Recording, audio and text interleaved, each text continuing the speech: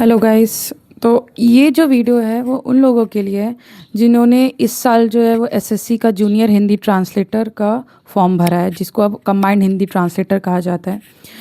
तो मैं आपको ये बताना चाहूँगी कि इस बार जो वैकेंसीज जो निकाली है एसएससी ने वो 84 टेंटेटिव निकाली है, मतलब वो बढ़ भी सकती है घट भी सकती है। तो ये बहुत बड़ा डिसएडवांटेज है इस साल उन बच्चों के लिए जो तैयारी कर रहे हैं, क्योंकि पिछले साल जो था ये वैकेंसी 400 या 500 ऐसी इसी के लगभग थी, जिसके इस साल जो है वो आधी की आधी भी नहीं है। तो ये बहुत बड़ा डिसएडवांटेज, और इस वजह से कंपटीशन बहुत टफ होने वाला है इस साल। अगर आप सोच रहे हैं कि बहुत इजी होगा तो नहीं होगा। पिछले साल के मुताबिक मुझे लगता है डबल हो जाएगा कंपटीशन इस साल। तो अभी आपको इसमें अब ऐसे बच्चे होंगे जो बिगनर हैं, जिसको कुछ भी नहीं पता है सिलेबस का। दूसरे जो उनका मतलब कि जो जिन बहुत बार प्रीलिम्स निकाल चुके हैं, मींस निकाल चुके हैं, बट कुछ नंबर से ही रह गया था। और तीसरे ऐसे लोग हैं जिनका पहले से निकला हुआ है, वो ऑलरेडी पोस्टेड है, बट वो होम पोस्टिंग कर रहे हैं। तो ऐसे में आपको क्या करना है? ऐसे में आपको पैनिक बिल्कुल नहीं होना है। ऐसे में आपको ये करना है कि आप अपने प्रिपरेशन को कितना बढ़ा सकते हैं। आप अपने प्रिपरेशन को ज़्यादा से ज़्यादा मतलब मजबूत रखिए, सिलेबस को अपने पास रखिए, क्योंकि सिलेबस इस एग्ज़ाम में बहुत इम्पॉर्टेंट है। और गवर्नमेंट एग्ज़ाम के हर मतलब आप कोई भी प्रिपेयर करें तो सिलेबस बहुत इम्पॉर्टेंट हो जाता है।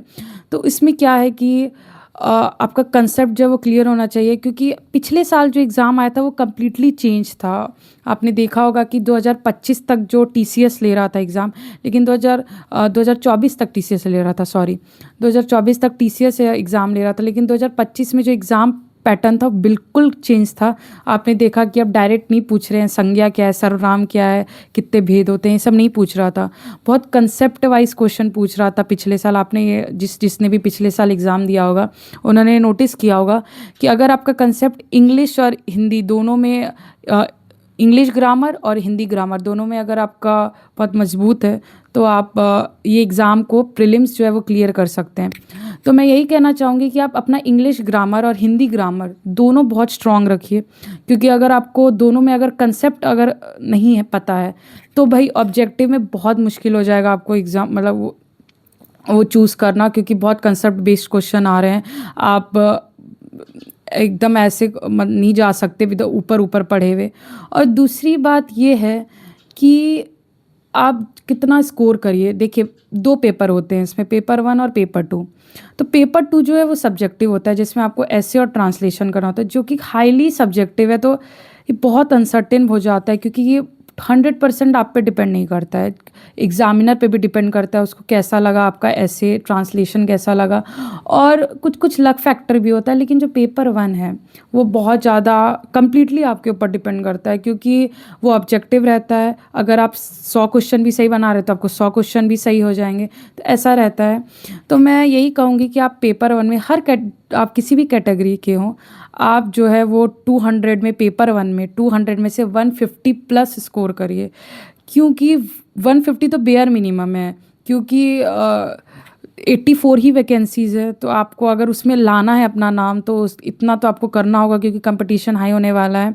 और जो यूआर कैटेगरी के हैं, ओबीसी और ईडब्ल्यूएस, उनको तो कम से कम 160-70 आप लाइए, ताकि अगर आपको एक अच्छा रैंक चाहिए या आपको अपनी लिस्ट में जगह चाहिए, तो मैं यही कहूँगी कि आप मॉक टेस्ट की बहुत ज़्यादा प्रैक्टिस करिए, जितना हो सके आप मॉक टेस्ट की प्रैक्टिस करिए, क्योंकि बहुत इंपॉर्टेंट हो जाता है।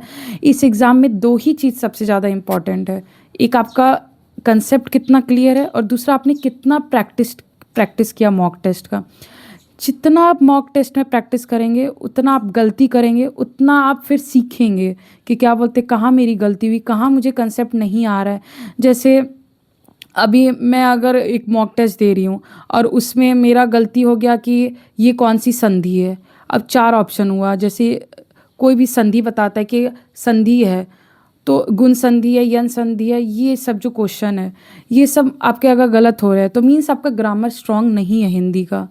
उसी तरह आपके मतलब कि इंग्लिश में अगर इवन टेंस आपका गलती हो रहा है कि आप प्रेजेंट कंटिन्यूस टेंस और पास्ट परफेक्ट कंटिन्यूस टेंस में कंफ्यूज हो रहे हैं, तो फिर ये बहुत दिक्कत हो जाएगी आपको। तो मैं यही कहूँगी कि आप अपना सिलेबस अनुसार कंसेप्ट को क्लियर रखिए, इंग्लिश ग्रामर और हिंदी ग्रामर, और जितना हो सकता है मॉक टेस्ट बनाइए। अगर आपको इस एग्ज़ाम से रिलेटेड एलिजिबिलिटी क्राइटेरिया, क्या इसमें डॉक्यूमेंट्स लगते हैं, क्या मतलब डॉक्यूमेंट्स वैलिड होंगे, क्या क्या इसमें वो हो सकता है, जैसे कि ट्रांसलेशन की कौन सी सर्टिफिकेट लगती है, आप किस ईयर में एलिजिबल है, अगर आपको ये सब जानना है तो आप अगले वीडियो का इंतज़ार कर सकते हैं। Thank you.